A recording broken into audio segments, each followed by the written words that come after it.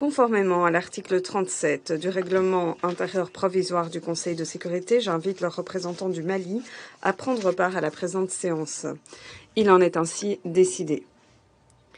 Au nom du Conseil, je salue son Excellence, Monsieur Abdoulaye Diop, ministre des Affaires étrangères et de la coopération internationale du Mali.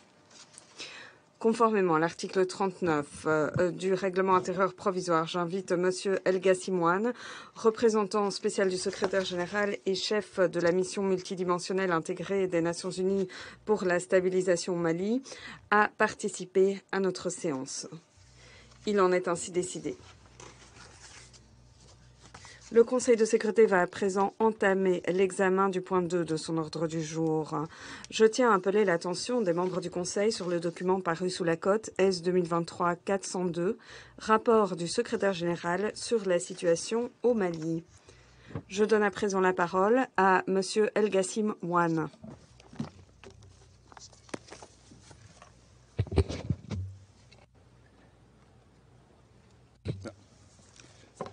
Madame la Présidente du Conseil, distingués représentants permanents des États membres du Conseil, Son Excellence le ministre des Affaires étrangères et de la coopération internationale de la République du Mali, mon cher frère Abdoulaye Diop, Mesdames et Messieurs, je voudrais de prime abord remercier la Présidente du Conseil et les autres membres de cet auguste organe pour l'opportunité qui m'est donnée de m'adresser encore une fois à lui. Le moment est évidemment particulier pour la mission, coïncidant avec les discussions sur le renouvellement de son mandat, ainsi que pour le Mali, qui continue de faire face à de complexes défis sécuritaires et autres. Madame la Présidente, Mesdames et Messieurs, après-demain se tiendra le référendum constitutionnel qui marquera la première étape du processus devant aboutir à la restauration de l'ordre constitutionnel au Mali. Ce scrutin devait initialement se tenir le 19 mars. Les autorités maliennes n'ont pas encore précisé ce que pourrait être l'impact du retard qui a été accusé dans la tenue du référendum sur d'autres scrutins figurant dans le chronogramme rendu public en juin 2022, les élections locales et régionales, ainsi que les législatives prévues respectivement en juin et en octobre-novembre 2023. Mais les autorités ont réitéré leur engagement à conclure la transition en mars de l'année prochaine, conformément au calendrier convenu avec la CEDEAO. L'élection présidentielle est prévue au mois de février 2024. Le projet de constitution, objet du référendum, a fait suite aux Assises nationales de la refondation organisées en décembre 2021. Les discussions qui avaient alors eu lieu ont révélé une forte aspiration à la réforme, notamment une gouvernance plus vertueuse, qui a sous-tendu nombre de recommandations issues de ces assises. Le texte constitutionnel tel que finalisé a fait l'objet d'appréciations divergentes de la part des acteurs locaux, qu'ils appartiennent à la classe politique, à la société civile ou à des groupes religieux. Il reste que plusieurs partis politiques, y compris des formations ayant dominé la vie politique ces dernières décennies, des organisations de la société civile et d'autres acteurs ont marqué leur soutien, appelant à voter oui au référendum. Les partisans du non incluent aussi des groupements politiques et des organisations religieuses. La campagne référendaire qui a commencé le 2 juin se conclut aujourd'hui. Les autorités ont mobilisé d'importants moyens pour la tenue du référendum, y compris ceux de l'armée de l'air malienne, mis à contribution pour transporter notamment du matériel électoral. Il importe de s'en féliciter. Conformément à notre mandat, la MINUSMA et l'équipe pays des Nations Unies apportent un soutien multiforme à ce processus. Celui-ci inclut une contribution au transport du matériel requis pour le référendum, ainsi qu'au transport de personnel impliqué dans ce processus et la mise à disposition de moyens roulants et d'équipements. La formation, y compris au profit de membres de l'autorité indépendante de gestion des élections, le déploiement de 182 agents pour assister l'EJ sur le terrain et la mobilisation d'une expertise technique, un volet portant sur la vulgarisation du projet de constitution en appui au Conseil national de transition et l'accompagnement de la Cour constitutionnelle dans l'exercice de responsabilités qui lui sont attribuées. Notre implication se situe dans le prolongement du soutien que nous avons apporté à la transition depuis son lancement, y compris dans le cadre du comité local de suivi de la transition qui comprend aussi la CEDEAO et l'Union africaine. Madame la Présidente, Mesdames et Messieurs, les débats qui ont eu lieu au sujet du projet de constitution auront montré, s'il en était besoin, les liens étroits qui existent entre le processus de transition et le processus de paix. En effet, l'une des questions qui a surgi dans le cours des débats sur le projet de constitution a porté sur la mesure dans laquelle le texte prend en compte l'accord pour la paix et la réconciliation issu du processus d'Alger. Le 28 mars 2023, la coalition des mouvements de l'Azawad, la plateforme et une partie des mouvements de l'inclusivité regroupés au sein du cadre stratégique permanent pour la paix, la sécurité et le développement ont diffusé un communiqué dans lequel ils ont indiqué ne pas se reconnaître dans le projet de constitution. D'autres mouvements signataires de l'accord ont pris des positions contraires, appelant à voter oui au référendum. Pour rappel, en décembre de l'année dernière, les mouvements signataires avaient annoncé la suspension de leur participation au mécanisme de suivi de la mise en œuvre de l'accord, invoquant ce qu'ils ont jugé être un manque d'engagement de la part du gouvernement. Des efforts soutenus ont été déployés depuis par la médiation pour surmonter ces difficultés. La visite du ministre de la Réconciliation nationale à Kidal le 12 mai a constitué une étape importante à cet égard, qui devait recréer la confiance et faciliter la reprise du dialogue direct entre les parties. Dans ce contexte, nous, MINUSMA et Algérie en tant que chef de file, avons aussi cherché à aider les parties maliennes à surmonter leurs divergences sur le projet de constitution, comme étant une expertise internationale pour faciliter une compréhension commune de la relation entre le projet de constitution et l'accord de paix. Il est ressorti de cet exercice que rien dans le projet de constitution ne s'oppose à la mise en œuvre de l'accord, y compris la prise de dispositions législatives et réglementaires relatives au cadre institutionnel et à la réorganisation territoriale. C'est dans ce contexte que la médiation, après des consultations approfondies avec les parties, conduites par l'Algérie en sa qualité de chef de file et la MINUSMA, a le 11 juin publié un communiqué sur la situation. Ce texte a énuméré les éléments sur la base desquels le processus de paix pourrait redémarrer et demandé au mouvement signataire de faciliter le vote anticipé, intervenu le 11 juin, des membres des forces de défense et de sécurité maliennes dans les zones concernées du nord du Mali, et ce, dans le cadre d'efforts d'ensemble visant à assurer le bon déroulement sur l'ensemble du territoire malien du référendum constitutionnel du 18 juin. Il est regrettable que l'appel pour le vote des membres des forces de défense et de sécurité dans la région de Kidal n'ait pas été entendu. J'encourage les parties à rechercher un consensus sur les questions qui les divisent, et ce, sur la base du communiqué de la médiation du 11 juin. Comme souligné dans ce texte, les difficultés que connaît le processus de paix n'ont rien d'insurmontable et toute voie autre que celle du dialogue ne conduira qu'à davantage de souffrance pour le peuple malien et à plus d'instabilité pour la région. Madame la Présidente, Mesdames et Messieurs, la reprise du cours normal du processus de paix permettra de s'attaquer plus efficacement à la situation sécuritaire. Celle-ci reste marquée par la pression continue que continue d'exercer l'État islamique dans le nord-est du Mali, dans les régions de Gao et de Menaka, et ses actes incessants de violence contre les populations civiles. Dans le centre du pays, les groupes terroristes et les milices d'autodéfense communautaire continuent d'être actifs.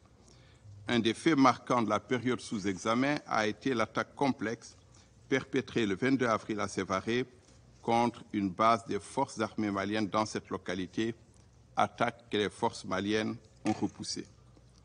Il convient de relever ici que pendant la période sous examen, les forces armées maliennes ont conduit plusieurs opérations en différentes parties du territoire malien il en est rendu compte dans le rapport qui vous est soumis. La MINUSMA a également été la cible d'attaque, la plus récente étant celle intervenue le 9 juin, à côté de la localité de Ber, à une soixantaine de kilomètres de Tombouctou. 2 soldats du Burkina Faso ont perdu la vie et 7 autres ont été blessés. Depuis janvier 2023, 5 casques bleus ont été tués, 31 autres blessés lors d'actes hostiles. Les civils maliens paient également un lourd tribut à l'insécurité. Un élément à relever ici a trait à l'impact des engins explosifs improvisés qui sont l'une des armes préférées des groupes terroristes. La mission conduit plusieurs activités de sensibilisation des populations au danger que posent les engins explosifs improvisés, en plus de la coopération étroite que nous entretenons avec les forces armées maliennes en ce domaine. La persistance de l'insécurité affecte évidemment négativement la situation humanitaire. À la date de mai 2023, le nombre de déplacés internes s'élevait à environ 375 000 personnes, se trouvant pour 55% d'entre elles dans les régions du centre et 40% dans celles de Gao, Kidal, Menaka et Tombouctou. Cette année, 8,8 millions de personnes auront besoin d'assistance humanitaire dans l'ensemble du pays. Il est préoccupant de noter, dans ce contexte, que le plan de réponse humanitaire n'était à la date de mai 2023 financé qu'à hauteur de 11% des 751 millions de dollars requis. Par ailleurs, la mission a poursuivi la mise en œuvre de son mandat dans le domaine des droits de l'homme.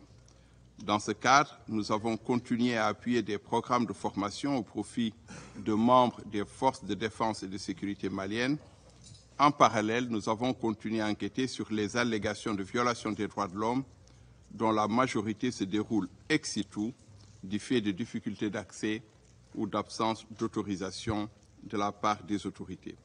Notre note trimestrielle sur les droits de l'homme pour la période janvier-mars est en cours de finalisation et devrait être publiée vers la fin de ce mois après les consultations d'usage avec le gouvernement malien. Un des développements majeurs de la période, s'agissant des droits de l'homme, a été la publication par le Haut Commissariat des Nations Unies aux droits de l'homme de son rapport sur l'incident de Moura, dont les conclusions ont suscité une forte réaction de la part des autorités maliennes. Celles-ci ont annoncé l'ouverture d'une enquête. Madame la Présidente, Mesdames et Messieurs, le mandat de la MINUSMA touchant à sa fin et dans la perspective de la décision que votre Conseil aura à prendre, il est utile de porter un regard sur le bilan de l'année écoulée et de tirer quelques leçons pour la suite de nos efforts. 3 aspects me semblent importants de ce point de vue. Premièrement, et en dépit de l'environnement complexe dans lequel elle opère et des contraintes multiples auxquelles elle est confrontée, y compris les restrictions à la liberté de mouvement, la mission s'est employée à mettre en œuvre son mandat de la manière la plus efficace qui soit. Je voudrais ici mettre en exergue le soutien au processus de transition, le rôle que nous jouons dans le cadre de la médiation internationale dirigée par l'Algérie pour faciliter la relance du processus de paix et l'action conduite en appui aux parties pour le maintien du cessez-le-feu. Il est tout aussi important de relever l'action stabilisatrice de la présence de la mission dans les centres urbains et les efforts orientés vers la protection des populations civiles, l'aide multiforme apportée aux initiatives et efforts de l'État malien pour la restauration et l'extension de son autorité, les projets conduits au profit de populations civiles tant dans le centre que dans le nord, et la contribution au développement d'infrastructures. Notre réponse se veut résolument multidimensionnelle pour aider à prendre en charge les différentes facettes de la crise que traverse le Mali. Ces efforts sont certes cruciaux et constituent pour de nombreux civils un soutien précieux.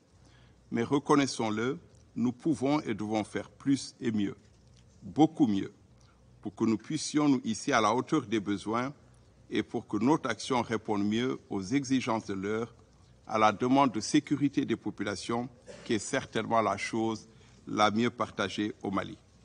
À cet égard, l'on ne soulignera jamais assez le caractère fondamental que revêt la coopération de l'État-hôte, la relation de confiance bâtie ou à bâtir avec lui. Il est utile ici de rappeler l'insistance mise par la revue interne stratégique sur la MINUSMA sur la nécessité d'une relation stable et prévisible. Il y a une attente légitime du peuple malien de voir notre action produire des résultats plus importants. Et les critiques exprimées sont parfaitement compréhensibles. Mais cette efficacité accrue ne peut être que le résultat d'une coopération plus étroite, d'une relation plus confiante. Enfin, la question du mandat de la MINUSMA a continué à alimenter les discussions au Mali quant à son degré de robustesse. C'est là évidemment une question qui relève de l'appréciation du Conseil. Je voudrais pour ma part mettre l'accent sur une question moins débattue, celle de la complémentarité entre l'action de l'État malien et l'action de la MINUSMA. La MINUSMA a d'indéniables avantages comparatifs qui peuvent et doivent plus effectivement être mis à contribution pour appuyer l'État malien. Cette articulation fonctionnelle est tributaire d'une relation de confiance entre les autorités maliennes et la MINUSMA. Elle nécessite un engagement plus soutenu du gouvernement à travers un dialogue régulier avec la mission pour élargir le champ des possibilités et saisir les multiples opportunités qui existent au bénéfice des populations maliennes. En conclusion, et après presque 10 ans de présence au Mali, je voudrais souligner que la MINUSMA, comme toutes les autres opérations de maintien de la paix des Nations Unies, a vocation à créer les conditions de son départ en aidant le Mali à assurer la sécurité de sa population et de son territoire, ainsi qu'à poser les jalons d'une stabilité durable. C'est à cette tâche qu'il importe plus que jamais de s'atteler de façon volontariste et dans un esprit de concertation, de coopération et de complémentarité. Je vous remercie de votre aimable attention. Je remercie M. Wan de son exposé. La parole est à présent membre du Conseil de sécurité souhaitant prononcer une déclaration. La parole est à la France. Madame la Présidente, je remercie le représentant spécial pour son exposé et je souhaite la bienvenue au ministre des Affaires étrangères du Mali, M. Diop.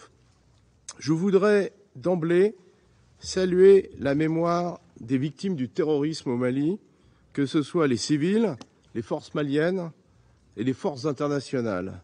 La France condamne ces attaques terroristes, et notamment celle qui a encore coûté la vie à 2 casques bleus burkinabés la semaine dernière. Je présente à nouveau nos condoléances à leurs familles au Burkina Faso et j'en profite pour saluer tous les pays contributeurs de troupes. Madame la Présidente, le mandat de la MINUSMA expirant le 30 juin, ce Conseil est à nouveau saisi du sujet. C'est un enjeu important pour le Mali, mais aussi pour la stabilité de toute la région. La France salue la qualité de la revue stratégique qui a été élaborée par les Nations Unies en janvier, en consultation avec toutes les parties prenantes et signée par le secrétaire général des Nations Unies. Celle-ci a souligné la contribution majeure de la MINUSMA pour soutenir la paix au Mali. C'est une reconnaissance du travail remarquable fourni depuis 10 ans par les casques bleus. Le secrétaire général a également fixé des paramètres clairs dont le respect est indispensable, y compris pour la viabilité et l'efficacité de l'action de la MINUSMA. Les membres de ce Conseil l'ont souvent répété. La paix n'est durable que lorsqu'elle se fonde sur des solutions politiques à travers l'engagement de tous.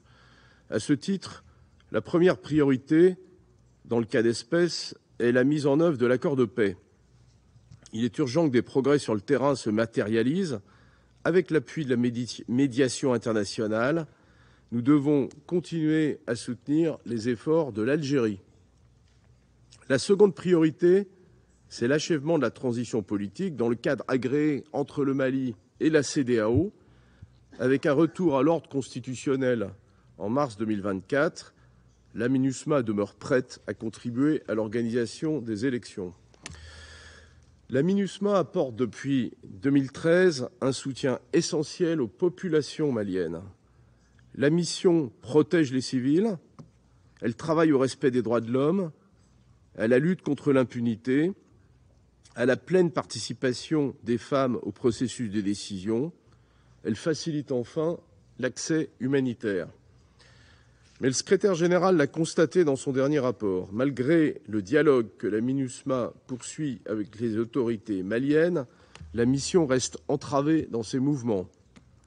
Depuis l'arrivée de Wagner au Mali, ces restrictions n'ont fait que s'accroître, de même que les graves violations des droits de l'homme et du droit international humanitaire. C'est pourquoi les troupes de la MINUSMA ont besoin d'un soutien sans réserve et d'une pleine liberté de mouvement conformément au SOFA.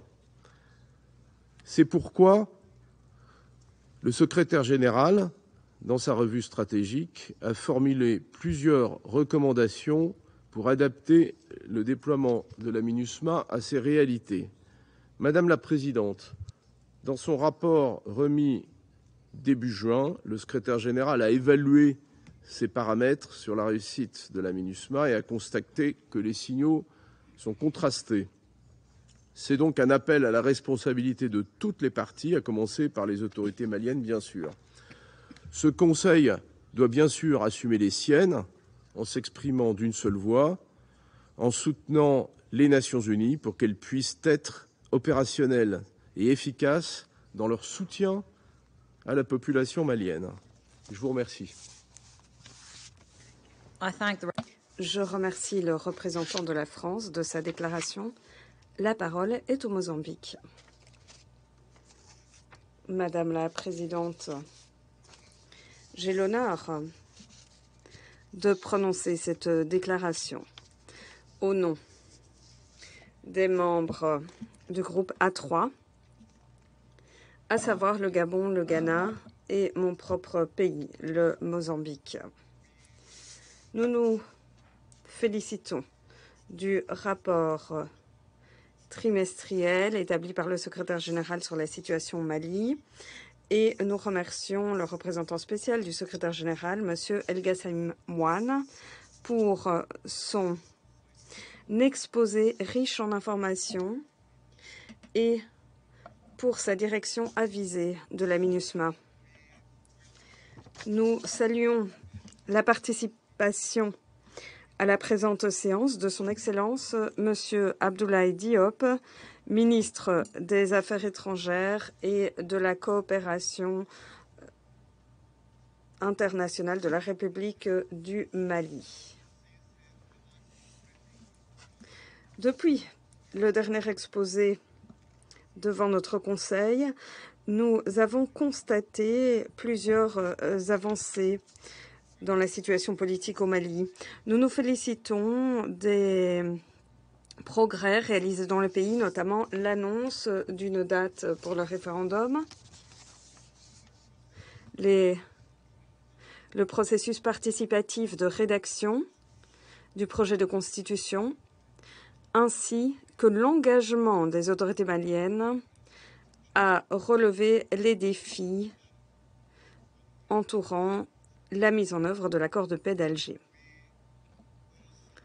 Nous saluons également les avancées accomplies vers le retour de l'ordre constitutionnel, la reprise de la coopération entre le Mali et les pays limitrophes, ainsi que les initiatives diplomatiques du comité de suivi local qui se compose de l'Union africaine, de la CEDEAO et de la MINUSMA. Ces faits positifs s'accompagnent de difficultés politiques, sécuritaires et humanitaires. Il s'agit notamment de choisir l'une des options présentées par le secrétaire général pour ce qui est de l'examen stratégique de la MINUSMA dans le cadre du renouvellement du mandat de la mission ce mois-ci. Cela va de pair avec une insécurité croissante à la suite d'une intensification des activités terroristes qui ont entraîné des décès et des blessés parmi les civils et le personnel de sécurité. Nous constatons également avec préoccupation le vide laissé par le retrait de pays fournisseurs de contingents, la détérioration de la situation humanitaire et les difficultés persistantes en matière de protection des civils. Les pays A3 condamnent dans les termes les plus vigoureux toutes les attaques terroristes perpétrées dans le pays. Nous présentons nos sincères condoléances aux familles et aux victimes de ces actes épouvantables. Les pertes de vies de civils et de forces de sécurité dans ces attentats sont fortement déplorables. D'où la nécessité de revoir notre copie et de mettre en place des mesures plus vigoureuses pour faire face à cette situation. Nous saluons les autorités maliennes qui s'attellent à établir une nouvelle stratégie en matière de sécurité. Nous les louons également pour leurs investissements massifs dans le renforcement des capacités des militaires. Nous encourageons les bailleurs de fonds à apporter un plus grand concours, ce qui permettra de faire face à la situation en matière de sécurité. À cet égard, les A3 souhaitent mettre en exergue le rôle proactif de la MINUSMA qui essaye d'optimiser ses ressources limitées par le biais d'un plan intégré. Les carences en matière de sécurité apparues à la suite du retrait de certains pays fournisseurs de contingents militaires, ainsi que des contraintes dans le recours aux moyens aériens pour des missions de reconnaissance et de surveillance ou encore de renseignement et d'autres défis logistiques qui entravent l'efficacité de la mission. Tous ces éléments nous préoccupent vivement. Nous félicitons des efforts consentis afin d'accélérer le déploiement de troupes dans les zones touchées par ces retraits afin de permettre à la mission de mieux s'acquitter de son mandat. Nous notons l'appel du secrétaire général à rationaliser les tâches de la MINUSMA et à les organiser autour d'un ensemble restreint de priorités afin d'améliorer son efficacité. Toutefois, ce faisant, nous estimons qu'il faudrait se focaliser sur certains éléments principaux tels que l'aptitude de la mission à notamment mieux protéger les civils, notamment la sécurité et la sûreté du personnel, de faciliter le rétablissement de l'autorité de l'État dans les zones vulnérables en vue de renforcer la confiance, la coopération avec les autorités hautes et d'asseoir la présence de la mission dans toutes les régions critiques du pays pour faire face à l'insécurité, appuyer la feuille de route aux fins d'élections pacifiques, ainsi que devrait à la confiance entre toutes les parties signataires pour renouer le dialogue en vue de la mise en œuvre de l'accord de paix. De surcroît, nous pouvons également envisager des éléments qui permettraient de mieux positionner la MINUSMA afin qu'elle puisse appuyer les mécanismes régionaux de lutte contre le terrorisme pour faire face à la menace terroriste. Nous encourageons également les autorités hautes à intensifier leur coopération avec la mission afin de lui permettre de s'acquitter de son mandat, y compris en levant les restrictions afin de faciliter les déplacements terrestres et aériens de la mission.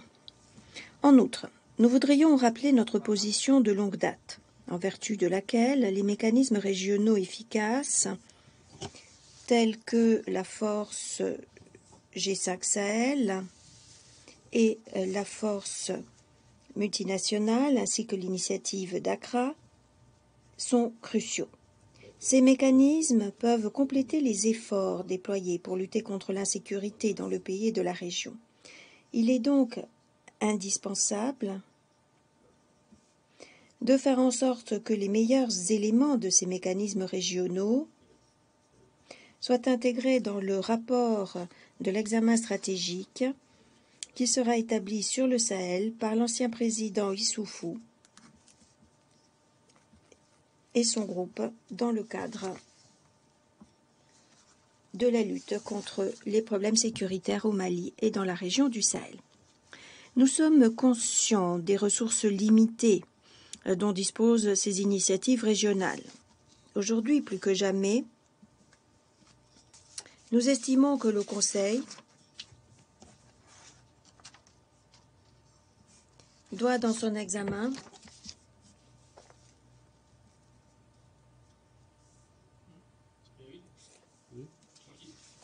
essayer de répondre à l'appel lancé afin que soient fournies des ressources suffisantes et prévisibles sur la base des contributions mises en recouvrement, et ce pour les mécanismes régionaux précités. Indéniablement, la sécurité au Mali et dans la région du Sahel est également liée à la déstabilisation en Libye, étant donné que nous notons avec préoccupation les répercussions négatives de la situation sur le pays et la région dans son ensemble. Une action coordonnée menée par des acteurs compétents au niveau national, régional et international pour éviter le retour des combattants terroristes étrangers et la prolifération des armes légères et de petit calibre devrait être considérée prioritaire. Sur le front politique, nous saluons les autorités maliennes qui s'efforcent de fixer une date pour le référendum. Nous les encourageons à poursuivre le dialogue avec toutes les parties prenantes afin de gommer les divergences afférentes à la Constitution. Et surtout, nous leur demandons de rétablir l'ordre constitutionnel. Nous nous félicitons de la coopération et du soutien du comité de suivi local et des partenaires de développement afin de renforcer le travail de l'entité de gestion des élections. Nous sommes d'avis que le maintien de ce soutien contribuerait à tenir des élections pacifiques et crédibles dans l'intérêt du peuple malien. Compte tenu de ce qui précède, l'objectif ultime du A3 est de garantir la mise en œuvre de l'accord de paix, condition sine qua non pour établir une paix durable au Mali. Nous nous félicitons des propositions ambitieuses présentées par l'équipe de médiation internationale afin de répondre aux préoccupations de toutes les parties à l'accord.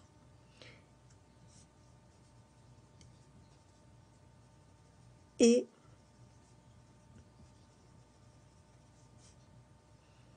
nous encourageons les parties prenantes à présenter leurs vues et leurs réponses à la proposition afin de tracer la voie à suivre.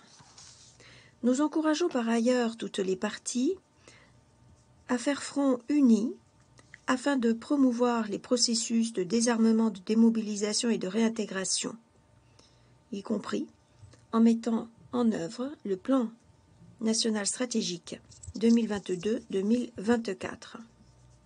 Ceci permettrait de faciliter le processus de réconciliation. Dans l'ensemble, le groupe A3 est d'avis qu'il y a encore un long chemin à parcourir au niveau national, régional et international afin de contribuer à consolider les gains engrangés pour remédier à la situation qui règne au Mali. Sur le front humanitaire, la sécurité accrue découlant des activités terroristes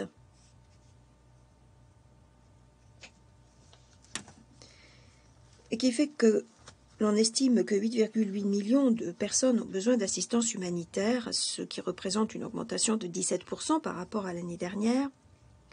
Cette insécurité, disais-je, nous préoccupe vivement et mérite toute notre attention. D'autres circonstances aggravantes, y compris la sécurité alimentaire et les effets négatifs des changements climatiques, restent d'actualité et doivent être prises en compte.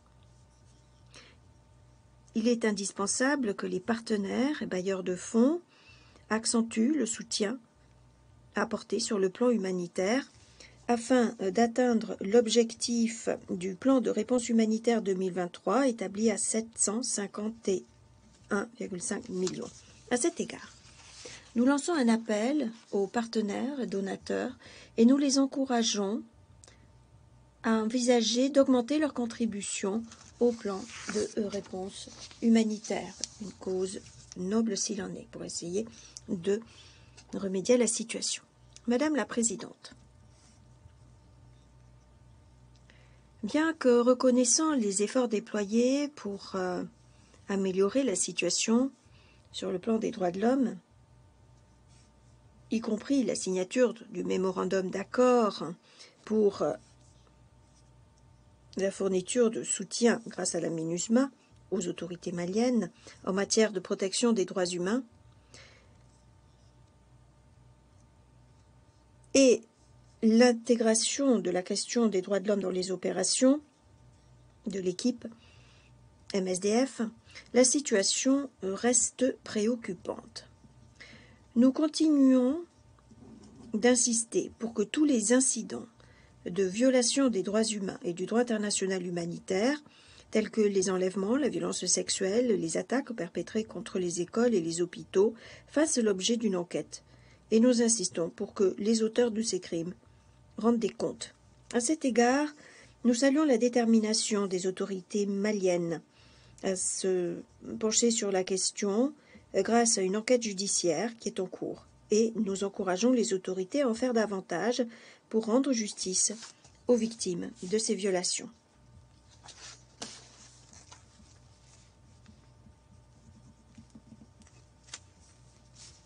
Nous pensons par ailleurs qu'il y a lieu de mener davantage d'interventions accordant la priorité à la gouvernance et au développement, étant donné que le manque de développement et de gouvernance sont au cœur même des causes profondes de l'instabilité au Mali. Nous nous félicitons donc des interventions visant à autonomiser les femmes et les jeunes et à les aider à contribuer au processus de développement et au processus de paix, dans le cadre d'une démarche associant l'ensemble de la société, afin d'inclure la société civile, le secteur privé, les communautés et les dirigeants religieux. Le rôle de la Commission de consolidation de la paix, qui appuie le processus de paix et de développement, y compris les compétences entrepreneuriales et les mécanismes de règlement des différends, entre autres, est à notre sens un rôle crucial qui doit être maintenu. En conclusion, le Gabon, le Ghana et le Mozambique affichent une nouvelle fois leur solidarité avec le peuple malien. Nous réaffirmons notre respect pour l'indépendance, la souveraineté et l'intégrité territoriale du Mali. Nous sommes convaincus qu'une étroite coopération entre les autorités hôtes et les partenaires multilatéraux et régionaux, y compris les Nations Unies, l'Union africaine et la CEDEAO, reste un élément crucial pour jeter les bases solides de la paix au Mali. Le A3 estime qu'à l'avenir, la participation constante de la MINUSMA au Mali, en étroite coopération avec les autorités maliennes, est essentielle pour consolider les gains acquis afin de trouver une paix durable au Mali.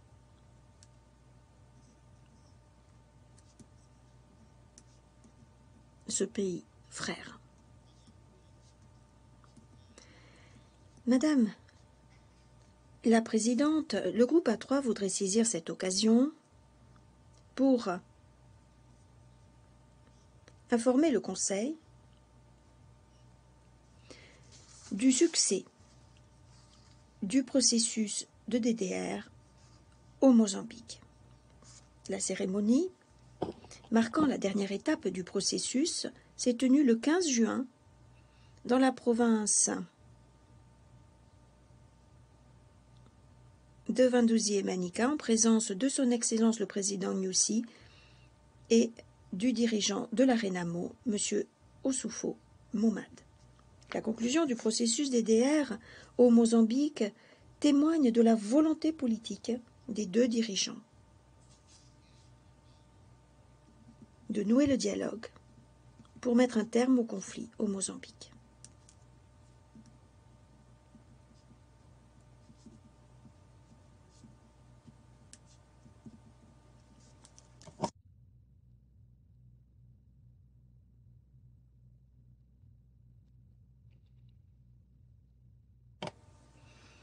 Le A3, de façon générale, et le Mozambique en particulier, souhaitent remercier sincèrement le secrétaire général des Nations Unies de son ferme soutien au processus de DDR au Mozambique. Et nous remercions également l'envoyé spécial du secrétaire général et l'ensemble de la communauté internationale. Une nouvelle fois, le A3 vous remercie de votre attention sur cette question. Merci. Je remercie le représentant du Mozambique de sa déclaration et donne maintenant la parole aux États-Unis. Je vous remercie, Madame la Présidente.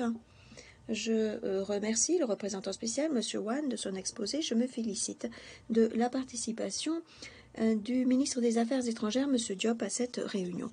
Nous sommes heureux de voir que le secrétaire général continue de suivre les progrès enregistrés par le gouvernement de transition en ce qui concerne les 4 critères de référence, y compris dans le cadre de l'examen interne de la MINUSMA. Ces critères sont clairement définis et facilement atteignables. Nous demandons aux autorités maliennes de respecter leurs obligations actuelles en vertu de l'accord sur le statut des forces, en vertu de l'accord d'Alger de 2015 et en vertu du calendrier fixé par la CEDEAO pour la transition. Nous sommes déçus de voir que le gouvernement malien ait adopté certaines mesures d'obstruction durant la période visée. Nous sommes particulièrement préoccupés par les restrictions à la liberté d'accès de circulation de la MINUSMA. 117 demandes d'autorisation de vol ont été refusées ces 3 derniers mois. Les autorités de transition ont également refusé 4 demandes sur 5 de la MINUSMA pour mener des enquêtes sur les violations de droits humains et d'exception. Nonobstant ces restrictions, nous félicitons la MINUSMA d'avoir mené des dizaines d'enquêtes supplémentaires en utilisant des outils de police scientifique à distance. Nous félicitons le HCDH et la MINUSMA des enquêtes menées avec diligence dans le cas de violations des droits humains et de violations des droits commises en mars dernier par les pharma et le groupe Wagner à Moura en dépit du manque d'accès dans la région. Malgré cet obstructionnisme, la MINUSMA a agi, ce qui montre bien l'importance du mandat de la MINUSMA. Accuser la MINUSMA d'espionnage alors qu'elle mène une enquête prévue dans le cadre de son mandat est inacceptable et ceci met à mal la sûreté et la sécurité des casques bleus autorisés par le Conseil et qui ne méritent rien de moins que notre soutien total. Le 25 mai, les États-Unis ont posé des restrictions de visa à 2 militaires maliens coupables de violations de droits humains à Moura. Nous sommes épouvantés par le mépris des droits humains par les forces armées maliennes à Moura en coopération avec le groupe criminel Wagner. Nous avons là un rôle de déstabilisateur et par Wagner et ceci met à mal la souveraineté du pays. Nous notons par ailleurs que des opérations militaires ont blessé des civils dans le centre du Mali et ces activités comme à Moura sapent tous les efforts de protection des civils et autres stratégies positives. Par ailleurs, les États-Unis se félicitent de la coopération robuste et du travail du gouvernement pour organiser le référendum du 18 juin. Nous appuyons une nouvelle fois le processus de transition à l'aube des élections et nous évoquons les élections de février 2024, sachant que certains responsables ne peuvent pas se présenter. Nous engageons les groupes signataires et autres à démontrer leur attachement à l'accord de paix en répondant aux propositions de l'équipe de médiation internationale dans un esprit constructif et de compromis. Il est clair que la MINUSMA ne pourra pas s'acquitter de son mandat dans les conditions actuelles et par conséquent, nous rejetons le statu quo. Le gouvernement de transition doit respecter les 4 critères de référence et ce n'est qu'ainsi que le Conseil pourra être convaincu d'appuyer le déploiement de la mission sous sa forme actuelle. Je remercie le représentant des États-Unis et donne maintenant la parole à Malte. Est-ce qu'il serait possible de mettre les téléphones sur silencieux? Je vous remercie, Madame la Présidente. Je remercie également le représentant spécial, M. Wan, de sa déclaration et je salue la présence de M. Diop aujourd'hui. Malte exprime ses plus sincères condoléances aux familles des casques bleus tués dans l'attaque contre la MINUSMA le 9 juin. Nous rendons hommage aux milliers de casques bleus qui s'acquittent courageusement de leur tâches, nonobstant les menaces qui pèsent constamment sur leur sécurité et leur bien-être, et nous souhaitons un prompt rétablissement aux blessés. Malte est favorable à un avenir pour la MINUSMA dans l'intérêt du peuple malien. L'examen stratégique présenté en début d'année nous donne des perspectives solides à cet égard. Nous nous réjouissons d'avance de résultat du référendum constitutionnel qui est un bon pas dans la bonne direction. Nous remercions la CEDEAO et l'Union africaine des efforts déployés pour appuyer le processus inclusif qui met la volonté des Maliens au cœur des initiatives. Tout en saluant ces efforts, nous restons convaincus qu'il est essentiel d'avoir un retour assuré à l'ordre constitutionnel et démocratique, y compris avec des élections présidentielles. Nous engageons également les autorités maliennes et toutes les parties à créer un environnement propice à la protection des droits des femmes. Il faut absolument assurer la participation pleine et entière des femmes au processus de paix, au processus de transition, au processus politique et électoraux. Dans ce contexte, nous nous félicitons des efforts visant à lutter contre les discours de haine et la violence contre les artisanes de paix, et les femmes défenseurs des droits humains. Madame la Présidente, Malte se félicite de la réunion entre le ministre de la Réconciliation, de la Paix et de la Cohésion nationale au Mali et des représentants de la CMA et de la plateforme à Kidal. Nous remercions aussi l'Algérie de ses efforts à la tête de la médiation internationale. Nous continuons de demander un engagement neutre avec des résultats concrets dans le plein respect de l'accord de paix. Il s'agit aussi de traiter les questions d'autodétermination, de la décentralisation, de la gouvernance locale. De surcroît, le développement socio-économique dans le nord du Mali reste crucial. Apaiser les frictions existantes entre les parties signataires est absolument nécessaire.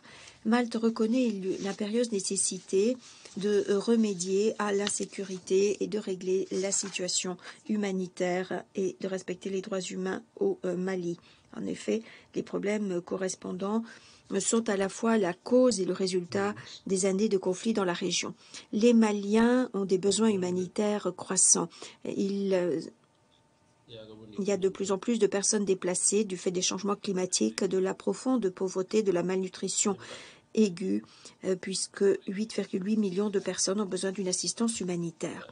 Les opérations humanitaires continuent de se heurter à moult difficultés compte tenu de l'insécurité et des incidents criminels. Nous enjoignons toutes les parties à faciliter la fourniture de l'assistance humanitaire et nous leur demandons d'honorer leurs obligations au regard du droit international. Bien que la situation soit moins alarmante à l'ouest par rapport à l'est, nous sommes alarmés par les attaques extrémistes signalées désormais dans le sud et dans l'ouest. Malte demande que cessent immédiatement les violations des droits humains. Nous sommes alarmés par les centaines d'incidents d'incidences fondées sur le genre et d'incidences de cas de violence fondées sur le genre, violences sexuelles contre les femmes et les filles en avril. Les auteurs doivent rendre des comptes, des enquêtes doivent être menées, les victimes doivent être rapidement protégées. Nous sommes également alarmés par les autres violations graves contre les enfants. Ces violations sont nombreuses. Nous notons des cas de recrutement, d'utilisation d'enfants, de meurtres et de mutilations, d'attaques contre les écoles. Les capacités de protection des enfants de la MINUSMA doivent être renforcées. Nous sommes également vivement préoccupés par les sombres conclusions découlant du rapport de l'incident des meurtres de Moura. Les capacités de la MINUSMA à lutter contre l'extrémisme violent en étant présente sur le terrain ne saurait être sous-estimée. Nous continuons à demander une plus grande coopération de la part des autorités pour garantir la liberté de circulation. Nous félicitons l'initiative d'Elsie qui continue de faciliter, de favoriser un environnement inclusif pour les femmes casque bleu dans la MINUSMA. Malte continuera d'appuyer la présence cruciale de la MINUSMA dans la région et le travail du représentant spécial. Je vous remercie. Je remercie la représentante de Malte de sa déclaration et donne la parole à la Suisse. Merci Madame la Présidente. Je remercie le représentant spécial du secrétaire général, El Kassim Ben, pour son exposé. Je souhaite la bienvenue à son Excellence M. Abdullah Diop, ministre des Affaires étrangères et de la coopération internationale du Mali. La Suisse condamne toutes les violences et attaques perpétrées depuis notre dernière réunion à l'encontre des casques bleus ainsi que des civils.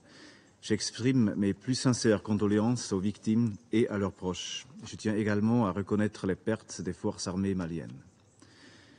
Face à l'insécurité, au déplacement de populations et à une situation humanitaire alarmante, les efforts des Nations Unies et de la MINUSMA demeurent cruciaux pour la paix, la stabilité et le développement durable au Mali. En vue du renouvellement du mandat, je souhaite souligner 3 points clés. Premièrement, nous venons de l'entendre et nous l'avons lu dans le rapport du secrétaire général, la capacité de la MINUSMA à accomplir de manière efficace et prévisible son mandat est entravée.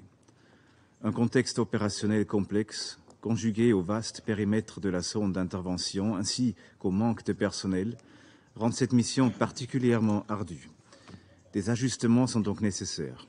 En effet, nous devons concilier les tâches de la mission avec les réalités actuelles, tout en lui laissant la flexibilité nécessaire d'utiliser les ressources à sa disposition. L'efficacité de la MINUSMA dépendra également d'une meilleure coopération avec les autorités maliennes et leurs avancements sur les 4 paramètres identifiés par le secrétaire général en janvier dernier, parmi lesquels figure la liberté de mouvement. Or, la mission continue d'être confrontée à des restrictions, y compris la non-autorisation des vols de reconnaissance. Deuxièmement, la persistance des allégations de violations et abus des droits de l'homme et du droit international humanitaire commis sur tout le territoire malien nous inquiète. C'est avec vive préoccupation que nous avons pris connaissance du rapport publié par le Haut-Commissariat aux droits de l'homme sur les événements de Moura qui ont eu lieu en mars 2022 dans le cadre d'une opération militaire. La Suisse condamne fermement toutes ces violations, dont certaines pourraient constituer des crimes de guerre et des crimes contre l'humanité. Elle appelle toutes les parties au conflit, étatiques, non étatiques et privées, maliennes et étrangères, à respecter leurs obligations en vertu du droit international humanitaire et des droits de l'homme. Les violations doivent faire l'objet d'enquêtes impartiales, indépendantes et efficaces et de poursuites pénales. La Suisse est convaincue que l'impunité constitue un obstacle à une paix durable et continue à alimenter les cycles de violence au Mali.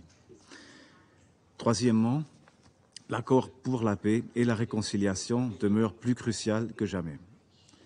Malgré les retards dans sa mise en œuvre et le blocage en cours, il permet de maintenir le cessez-le-feu depuis 2015.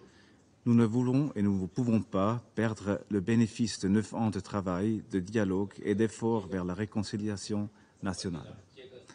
La Suisse appelle toutes les parties à reprendre le dialogue en établissant des mesures de confiance concrètes avec l'appui de la médiation internationale. Une mise en œuvre diligente de l'APR dans son intégralité permettrait de faire front commun contre les nouvelles menaces. Nous rappelons l'importance d'une transition politique pacifique permettant la tenue d'élections crédibles et transparentes dans les délais impartis, aboutissant à un gouvernement stable, démocratique et civil. Nous saluons la tenue du référendum constitutionnel prévu ce dimanche et nous espérons qu'il y aura lieu sur l'ensemble du territoire malien. Madame la Présidente, face aux défis multiples, le soutien continu de ce Conseil au Mali et à la MINUSMA est crucial. La Suisse estime que les priorités de la mission demeurent pertinentes. C'est pourquoi nous réaffirmons notre plein soutien à son mandat important, en particulier la protection des civils et la mise en œuvre de l'accord de paix. Je vous remercie.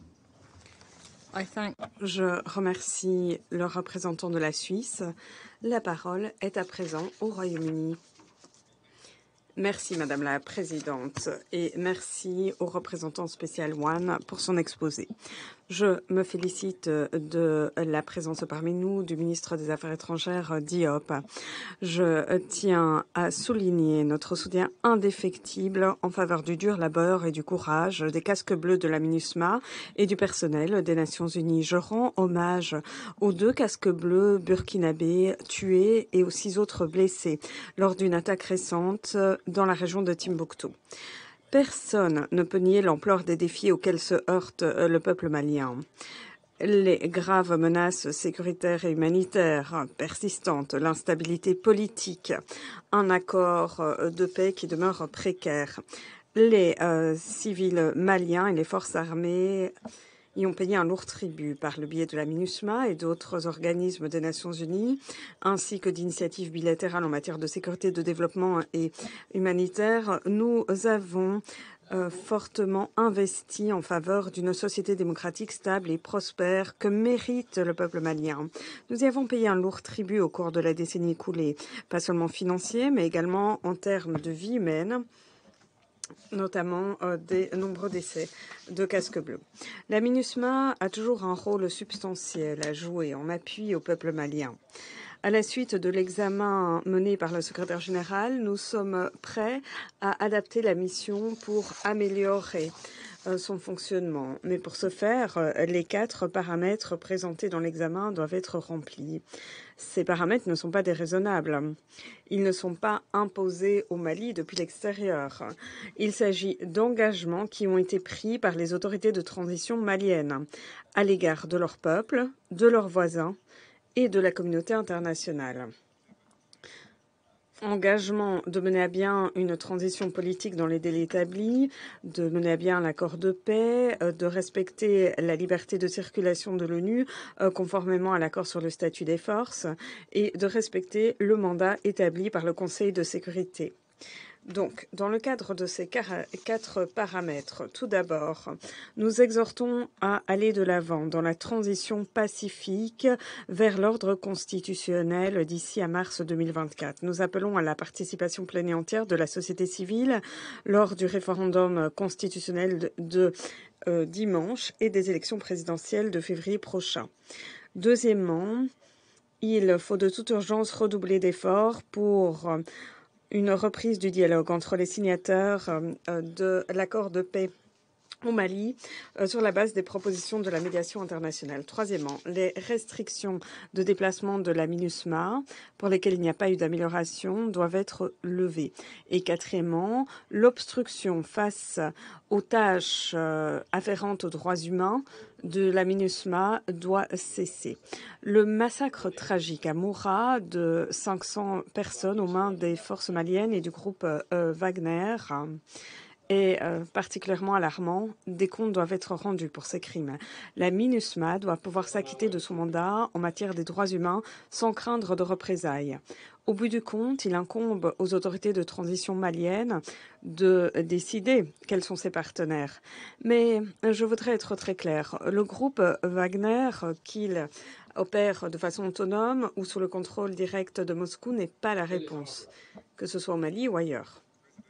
Madame la Présidente, le Royaume-Uni, aux côtés de la majorité des membres du Conseil de sécurité, souhaite continuer d'appuyer les efforts de la MINUSMA à édifier un avenir que mérite le peuple malien. Nous espérons sincèrement que les autorités de transition vont s'acquitter de leurs responsabilités et permettre à la mission de remplir son mandat.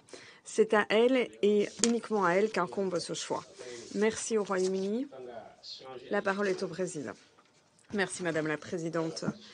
Ma délégation remercie le représentant spécial Wynne pour son exposé complet et nous saluons à la présente séance le ministre Diop.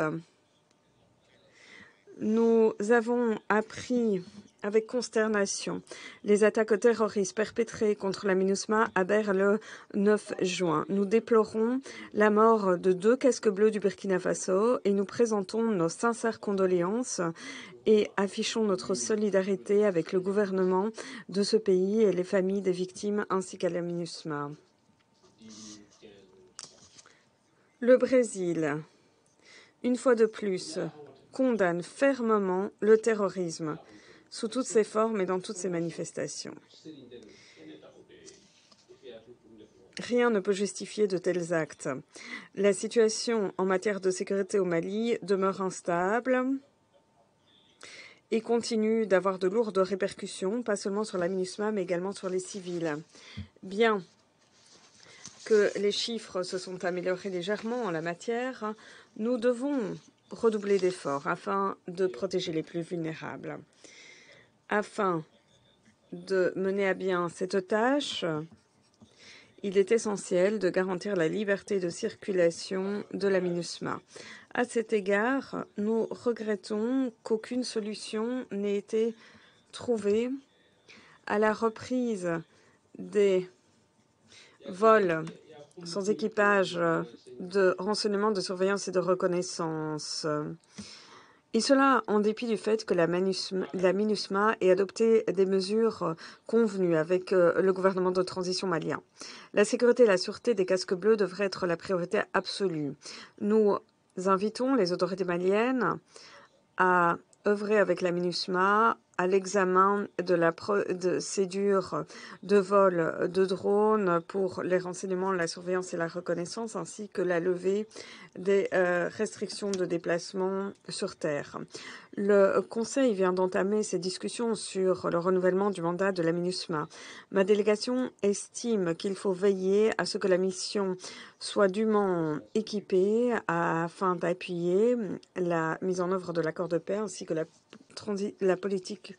transition politique, ainsi que de protéger les civils et de rétablir l'autorité de l'État malien partout dans le pays. Madame la Présidente, la coopération régionale peut contribuer grandement à un processus de transition couronné de succès au Mali.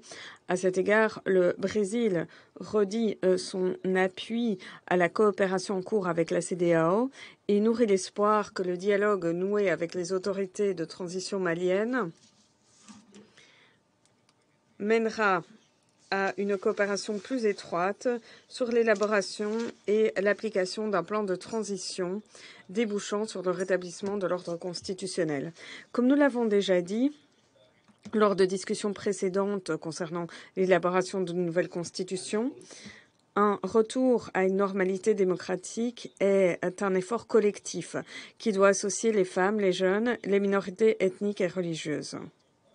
Nous espérons que les efforts consentis par les autorités maliennes à faire participer davantage de groupes à cet exercice pourront déboucher sur un référendum constitutionnel inclusif et pacifique le 18 juin.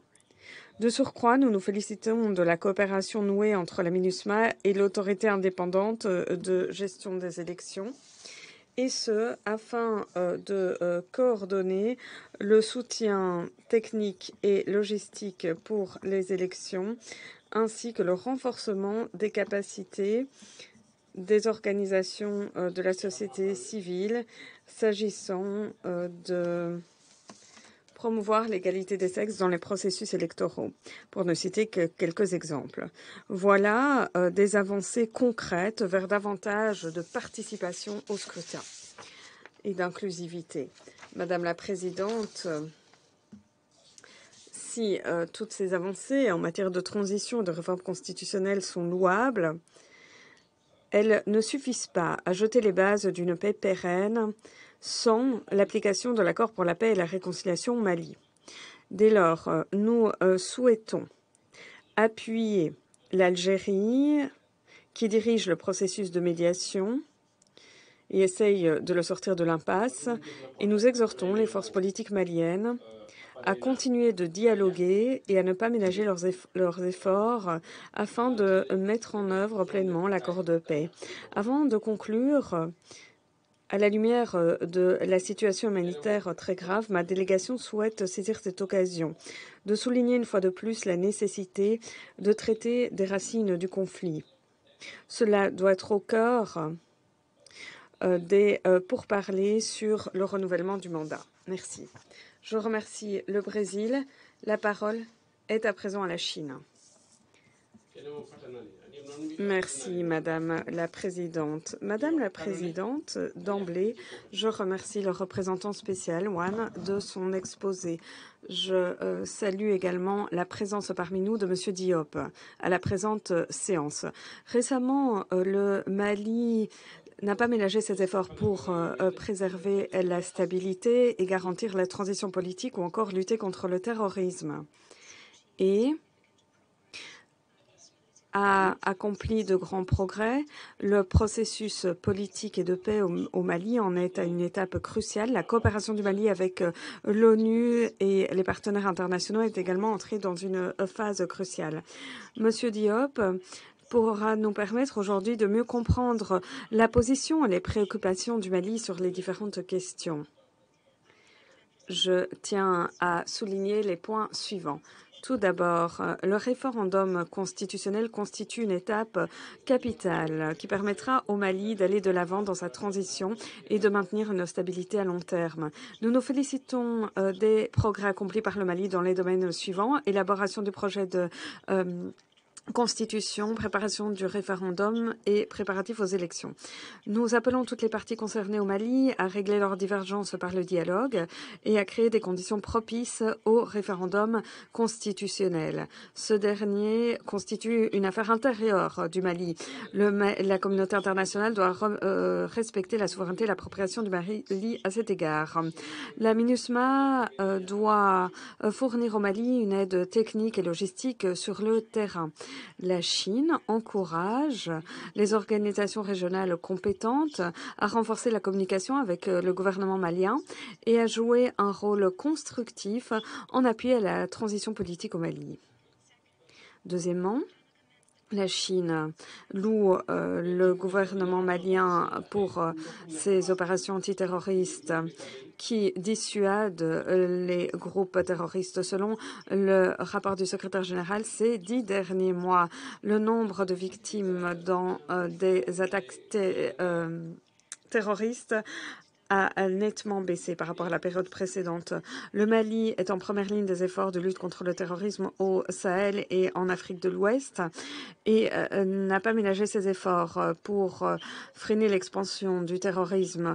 La communauté internationale devrait louer ses efforts et fournir davantage de fonds d'aide logistique ou en matière de renseignement au Mali, et ce pour l'aider à renforcer son secteur de la sécurité.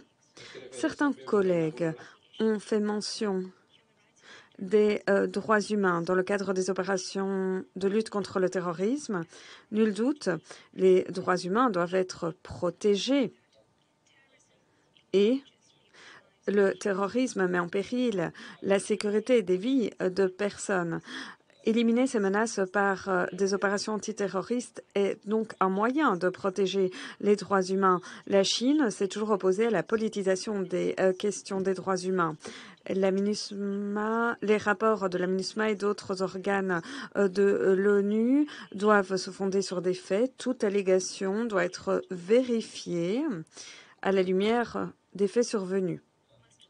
Nous ne pouvons pas appliquer de poids de mesure face au terrorisme et nous devons éviter de stigmatiser les opérations antiterroristes, car sinon cela fera le jeu des forces terroristes.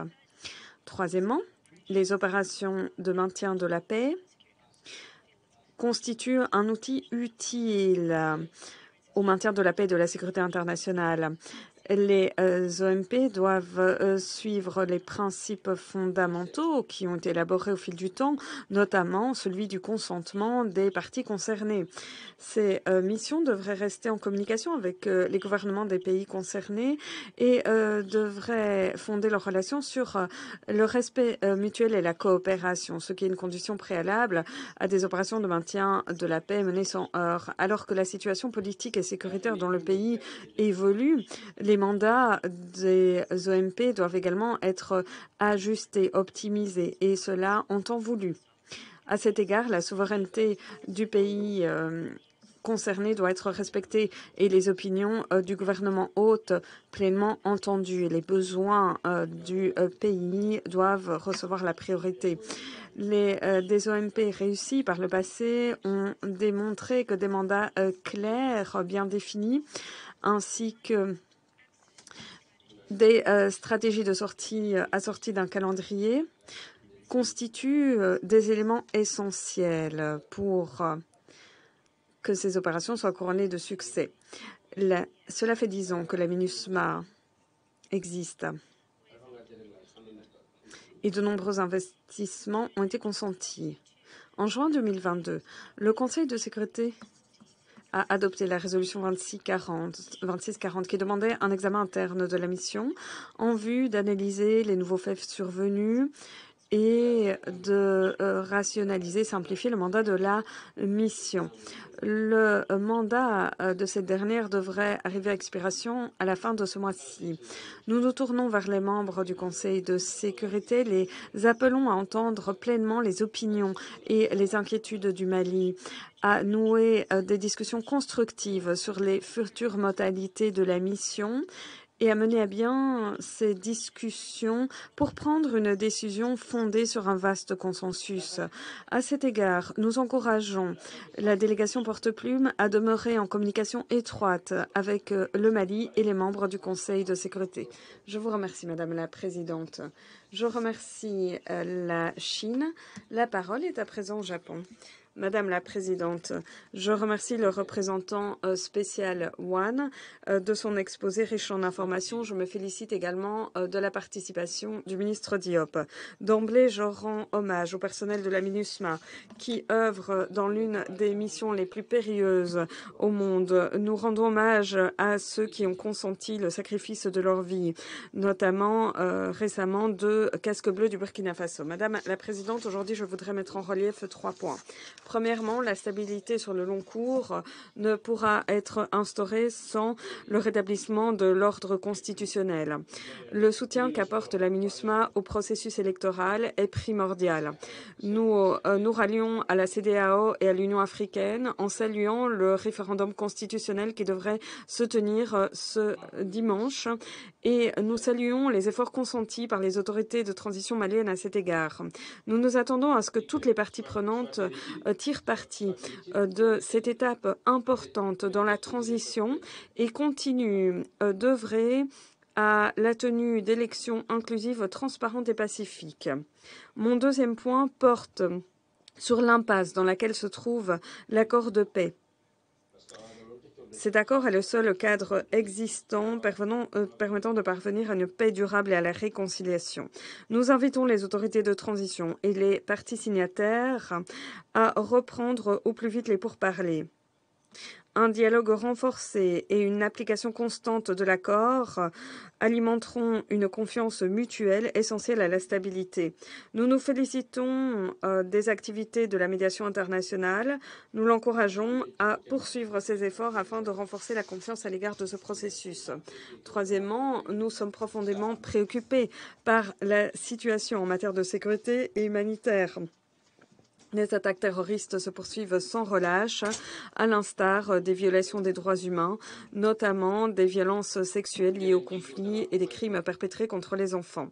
Le Japon constate que les initiatives de stabilisation dirigées par le Mali et l'appui fourni par la MINUSMA, notamment pour ce qui est des patrouilles conjointes, de la protection des civils ou encore de l'accès aux organisations humanitaires. Toutefois, les initiatives militaires face à l'insécurité, qu'elles émanent de forces de défense maliennes ou de forces de sécurité étrangères doivent respecter les droits humains. Nous sommes alarmés par les conclusions du rapport sur les événements de Moura et nous nous rallions à l'appel du secrétaire général lancé aux autorités de transition à mener rapidement une enquête crédible et transparente et à présenter les résultats rapidement afin que les auteurs doivent rendre des comptes. Madame la Présidente, afin d'instaurer la paix et la stabilité durable, il importe de gagner la confiance du peuple grâce à une gouvernance démocratique, à des institutions responsables et résilientes et à la fourniture de services sociaux essentiels. Et à cet égard, les points que j'ai mis en exergue aujourd'hui, c'est-à-dire un retour à l'ordre constitutionnel, le processus de paix et la situation sécuritaire et humanitaire doivent être menés à bien. La MINUSMA a joué un grand rôle sur ces trois points. Mais nous sommes bien conscients des difficultés auxquelles se heurte la mission. Nous demandons à nouveau aux autorités de transition maliennes de coopérer davantage avec la MINUSMA afin de lui permettre de s'acquitter de son mandat sans restrictions ou contraintes indues.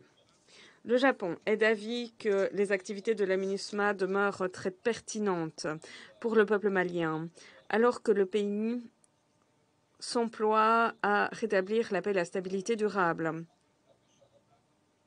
Alors que le Conseil de sécurité devra renouveler le mandat de la mission ce mois-ci, il devra évaluer et discuter de façon candide les meilleurs moyens de parvenir à la stabilité que méritent les Maliens. Nous devons doter la MINUSMA d'un mandat réaliste et limpide, et ce, en faisant front uni, en présentant un message de soutien. Le Japon souhaite continuer de travailler aux côtés des collègues et de tous les protagonistes pour l'intérêt supérieur du peuple malien. Je remercie le Japon. La parole est à l'Équateur.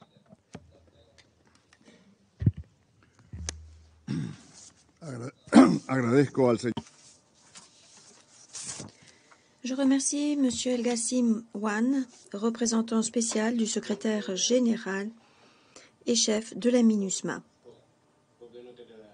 de son exposé important. Et je salue la présence parmi nous du ministre des Affaires étrangères et de la coopération internationale du Mali.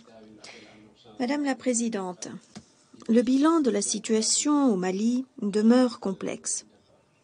En particulier, la précarité croissante des conditions de sécurité qui concernent toute la région du Sahel et l'action des groupes terroristes qui touchent directement la population civile, entraînant la fuite et le déplacement des populations, déclenchent une crise humanitaire sans précédent.